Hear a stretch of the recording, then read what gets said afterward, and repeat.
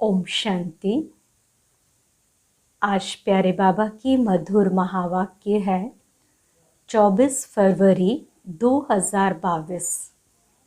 मीठे बच्चे, पढ़ाई में गफलत मत करो। अविनाशी ज्ञान रत्नों से अपनी झोली भरते रहो।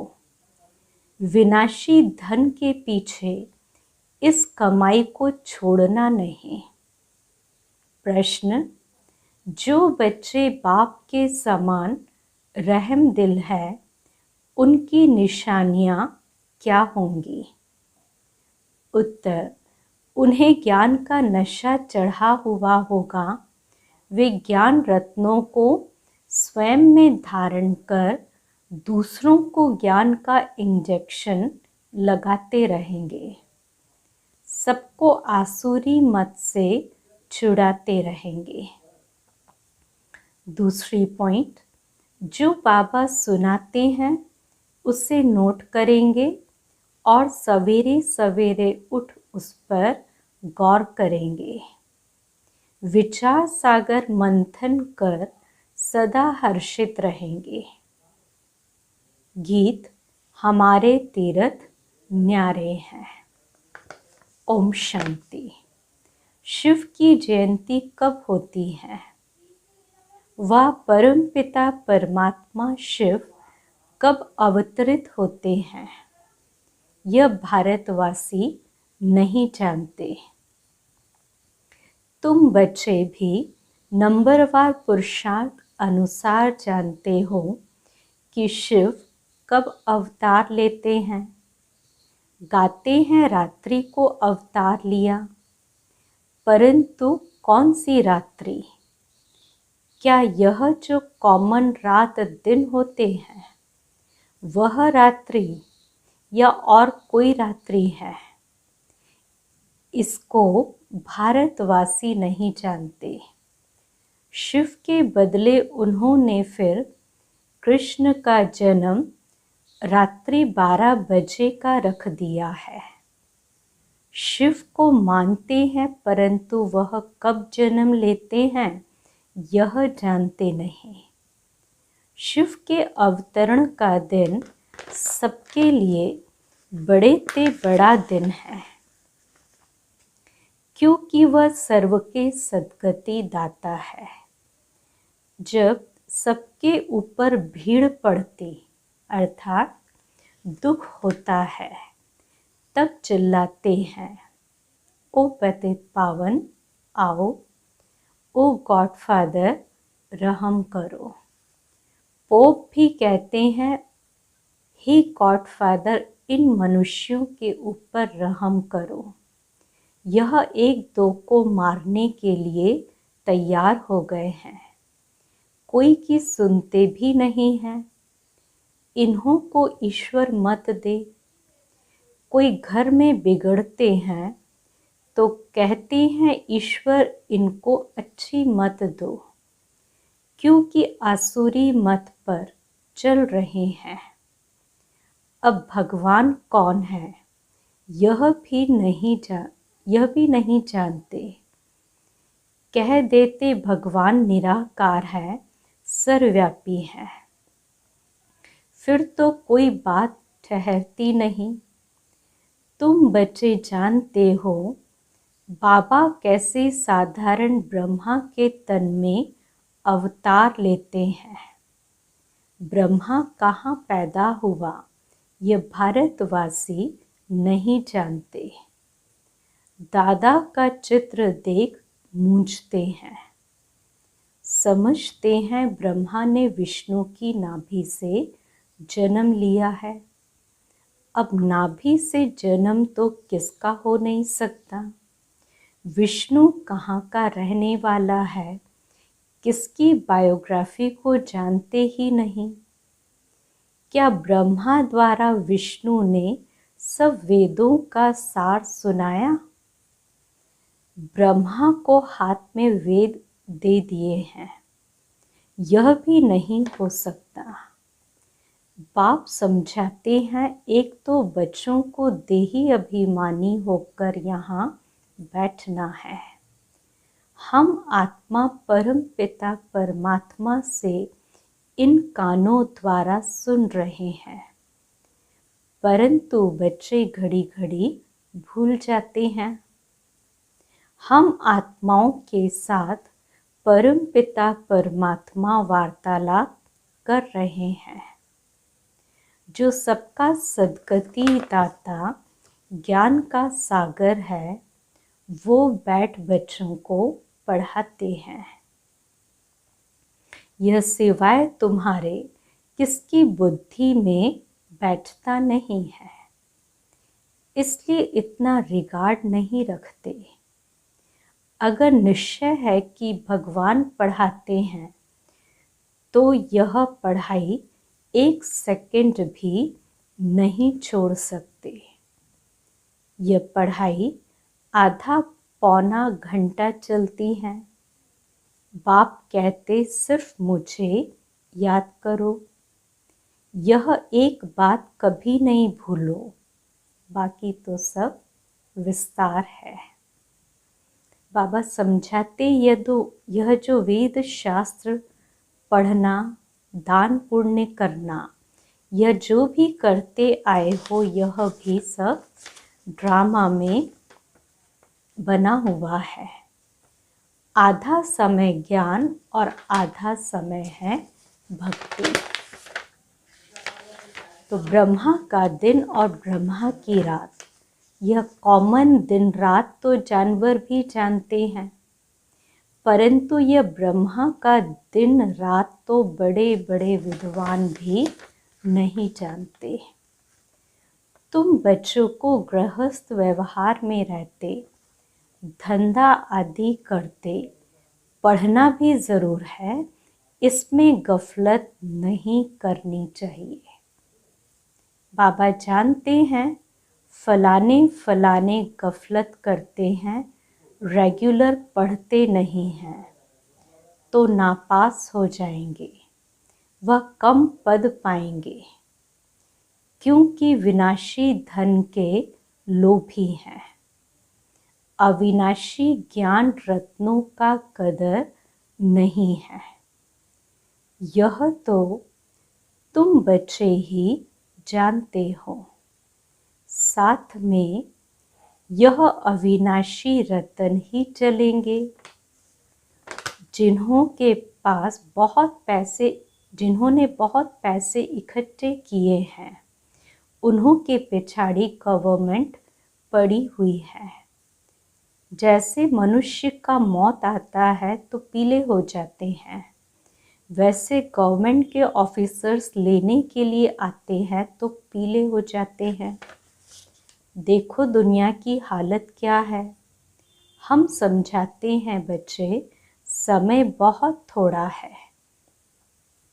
इस मृत्यु लोक को नर्क कहा जाता है। कहते भी हैं हम पतित हैं, फिर भी अपनी मत पर चलते रहते हैं। कॉन्फ्रेंस करते हैं कि शांति कैसे हो, धर्म वाले आपस में न लड़ें। एक क्रिश्चियन धर्म वाले ही अपने धर्म वालों से लड़ रहे हैं। अब उन्हों को मनुष्य कैसे शांत कर सकते हैं, बिल्कुल ही निधन के हैं। ऋषि मुनि भी कहते थे कि हम रचयिता और रचना के आदि मध्य अंत को नहीं जानते। तो बाप कहते हैं तुम अपने धनी को नहीं जानते हो, मालिक तो बनते हो तो जानना चाहिए ना। भगवान, ईश्वर, गॉड, यह सब भिन्न भिन्न नाम रखते हैं, वास्तव में है तो फादर ना। हमारा रचयिता है, हम उनके बच्चे ठहरे। माँ बाप और बच्चे, तो हम तो जैसे ईश्वरी फैमिली ठहरे। माता पिता से तो ज़रूर वर्षा मिलना चाहिए।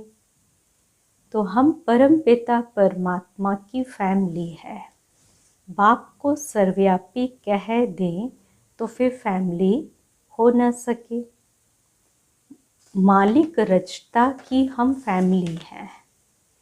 आज से 5000 वर्ष पहले भी बाप ने बरोबर वर्षा दिया था। न सिर्फ हमको परंतु सबको देते हैं। हमको जीवन मुक्ति का देते हैं, बाकी सबको मुक्ति का देते हैं। कितना सहज है। तो यह भी खुशी का पारा चढ़ना चाहिए।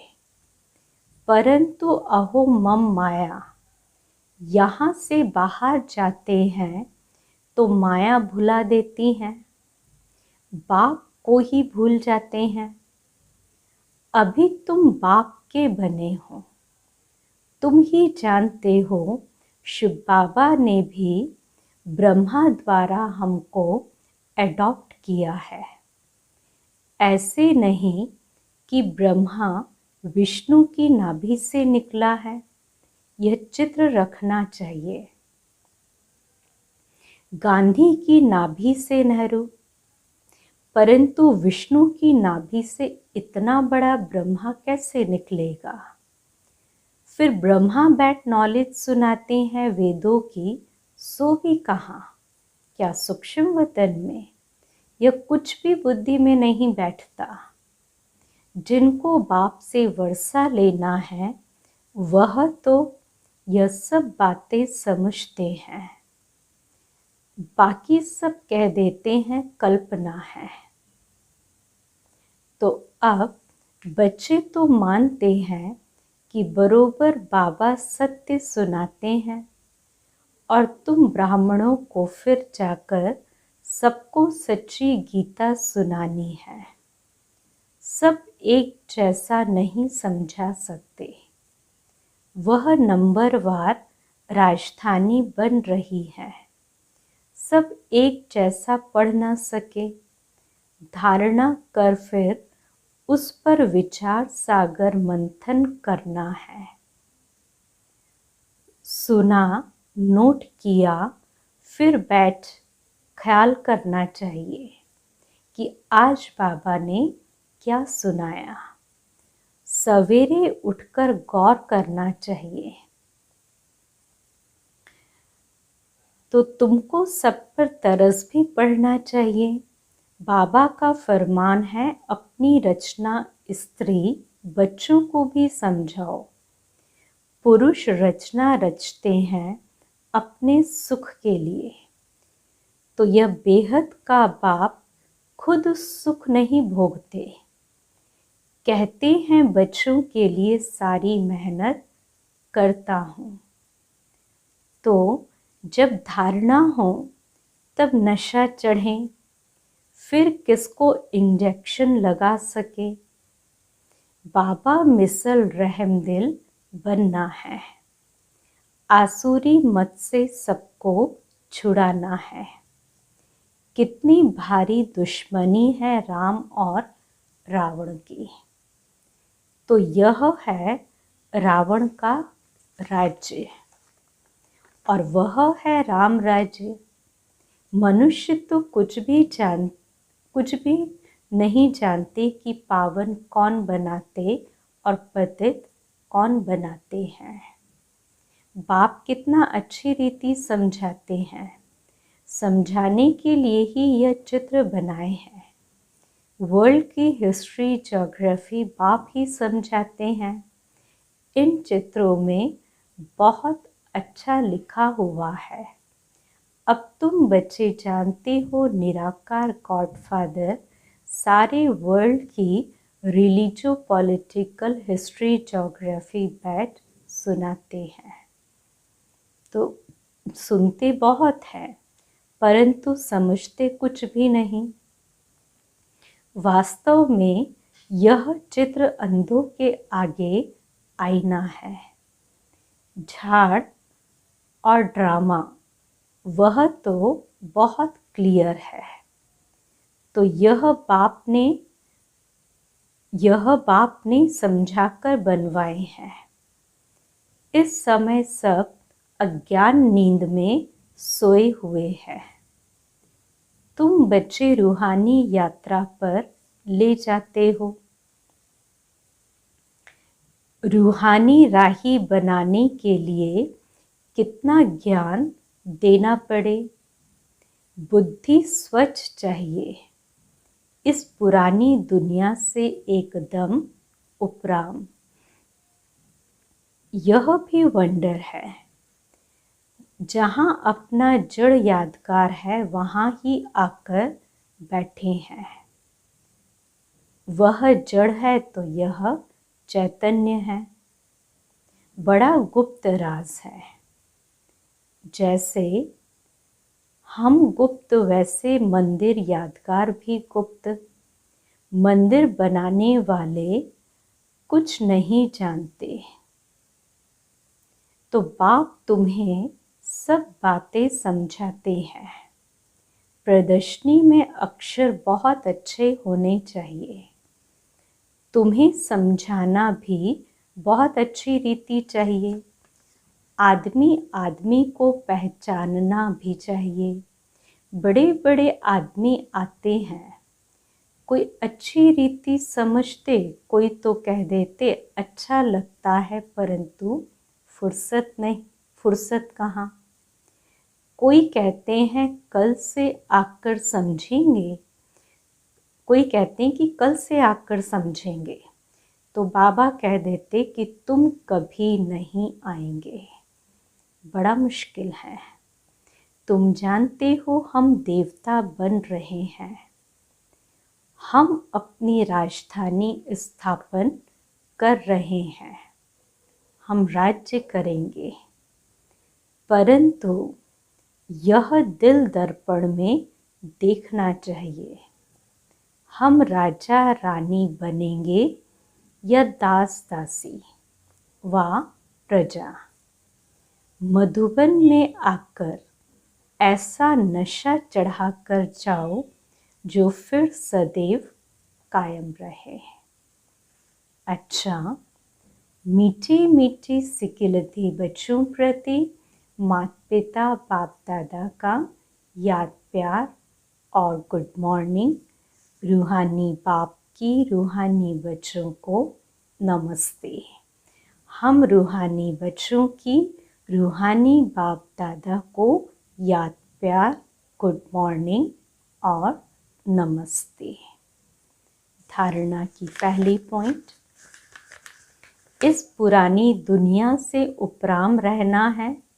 स्वच्छ बुद्धि बन ज्ञान धारण करके फिर दूसरों को धारण कराना है।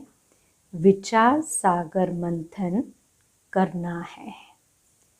दूसरी पॉइंट, बाप समान रहम दिल बन सबको आसुरी मत से छुड़ाना है।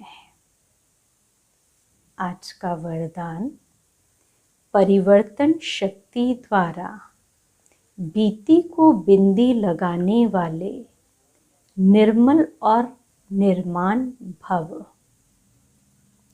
परिवर्तन शक्ति द्वारा पहले अपने स्वरूप का परिवर्तन करो कि मैं शरीर नहीं आत्मा हूँ। फिर स्वभाव का परिवर्तन करो। पुराना स्वभाव ही पुरुषार्थी जीवन में धोखा देता है, तो पुराने स्वभाव अर्थात नेचर का परिवर्तन करो। फिर है संकल्पों का परिवर्तन। व्यर्थ संकल्पों को समर्थ में परिवर्तन कर दो। तो इस प्रकार परिवर्तन शक्ति द्वारा हर बीती को बिंदी लगा दो तो निर्मल और निर्माण स्वतः बन जाएंगे। स्लोगन, मस्तक पर स्मृति का तिलक सदा चमकता रहे, यही सच्चे सुहाग की निशानी है। मस्तक पर स्मृति का तिलक सदा चमकता रहे, यही सच्चे सुहाग की निशानी है। फिर आज के अव्यक्त इशारे की पॉइंट है 24 तारीख। आप सबकी पहली प्रवृत्ति है अपने देह की प्रवृत्ति, फिर है देह के संबंध की प्रवृत्ति। तो पहली प्रवृत्ति देह की हर कर्मेंद्रियों को पवित्र बनाना है। जब तक देह की प्रवृत्ति को पवित्र नहीं बनाया है, तब तक देह के संबंध की प्रवृत्ति, चाहे देह की हो, चाहे बेहद की हो, चाहे हद की हो, चाहे बेहद की हो, उसको भी पवित्र नहीं बना सकेंगे। बाबा कहते पहले तो स्वयं की प्रवृत्ति माने देह की, फिर संबंध की, तो इतने सबको पवित्र बनाना है, माने बेहद की है ये, तो उसको भी पवित्र नहीं, फिर जब तक हद की नहीं बनाएंगे तो बेहद को कैसे बना सकेंगे। तो पहले अपने आप से पूछो कि अपने शरीर रूपी घर को, अर्थात संकल्पों को, बुद्धि को, नैनों को और मुख को रूहानी अर्थात पवित्र बनाया है। ऐसी पवित्र आत्माएं ही महान है। अच्छा, ओम शांति।